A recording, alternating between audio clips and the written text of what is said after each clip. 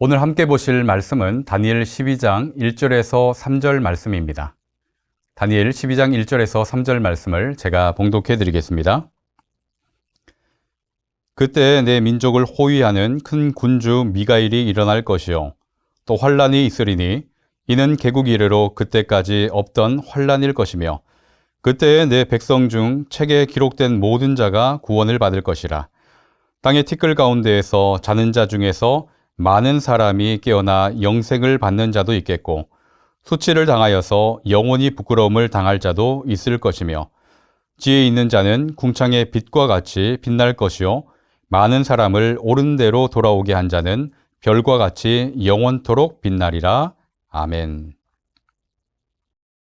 한 번은 국제구호단체에서 아프리카 주민들에게 옥수수 씨앗을 나누어 준 적이 있었습니다. 어떻게 나누다 보니 옥수수 씨가 모자라서 한 부족에게는 주지 못한 겁니다.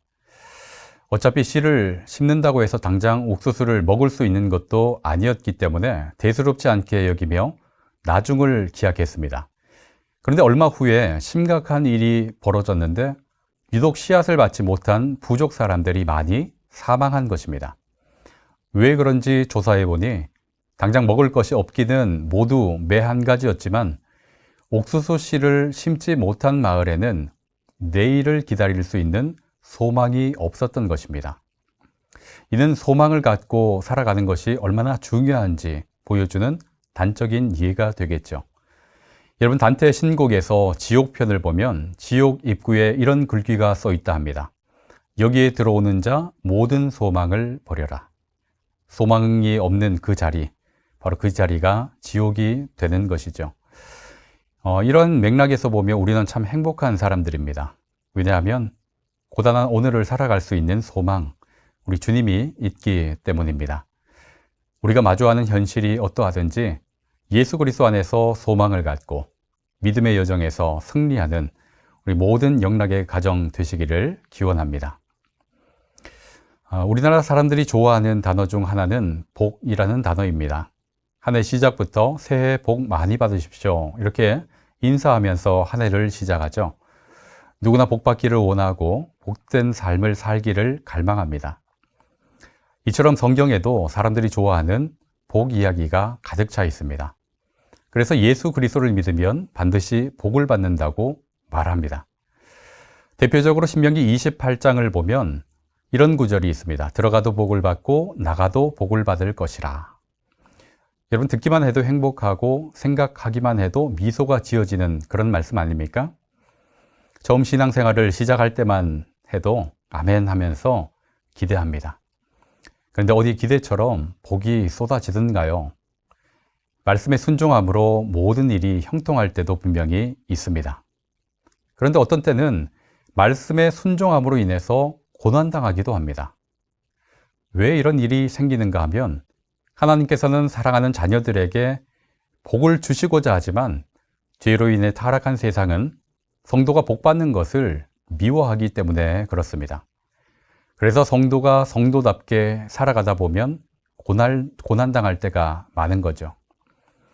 그러면 성도는 이런 세상에서 어떻게 고난을 이기고 승리의 삶을 살 수 있을까요? 대부분 사람들은 고난을 겪으면 고난이 언제 끝나는가에 관심을 둡니다. 끝나는 시기만 알면 어떻게 해서든 버티고 이길 수 있으리라 생각하는 것입니다. 여러분, 예수님께서 성전이 무너질 것을 말씀하실 때 제자들의 질문 기억나십니까?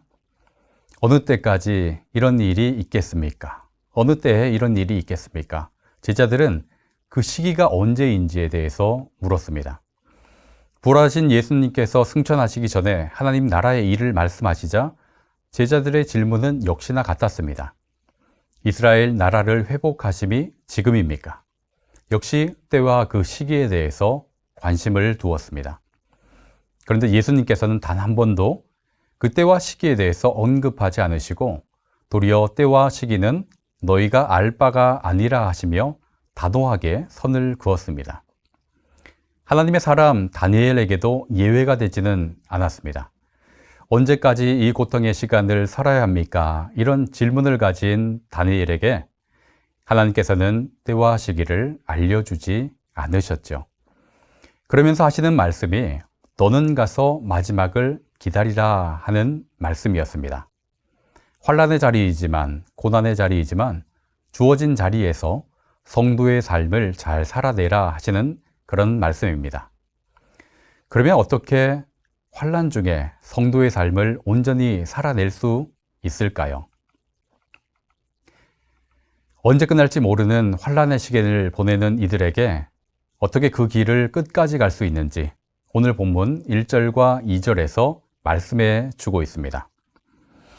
그때 내 민족을 호위하는 큰 군주 미가엘이 일어날 것이요 또 환난이 있으리니 이는 개국 이래로 그때까지 없던 환난일 것이며 그때 네 백성 중 책에 기록된 모든 자가 구원을 받을 것이라. 땅의 티끌 가운데에서 자는 자 중에서 많은 사람이 깨어나 영생을 받는 자도 있겠고 수치를 당하여서 영원히 부끄러움을 당할 자도 있을 것이며. 바로 환난의 때를 이길 수 있는 그 비결이 어디에 있는가 하면 하나님께서 정하신 심판의 날이 있다 하는 것을 믿고 소망하는 것입니다. 하나님께서 정하신 그 날, 뭐라고 말씀하십니까? 의인은 생명의 부활을 맞이하게 될 것이고 악인은 심판을 맞게 된다는 것입니다.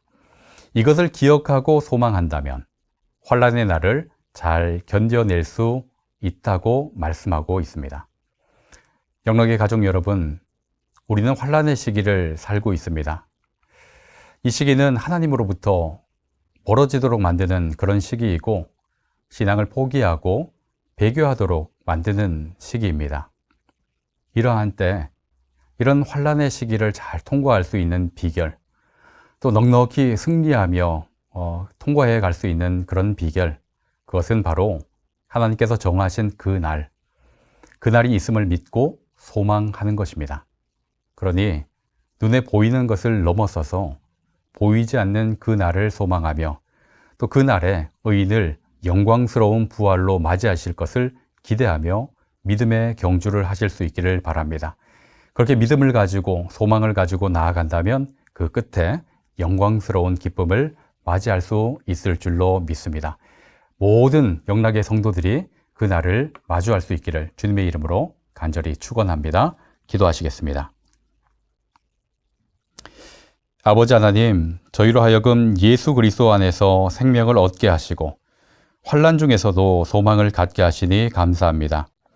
영락의 모든 가정들이 주어진 삶의 자리에서 주님을 바라보며 신실하게 살아가기를 원하오니 굳센 믿음과 또 행동하는 용기를 허락하여 주시고 하나님께서 원하시는 삶을 살아갈 수 있도록 인도하여 주옵소서.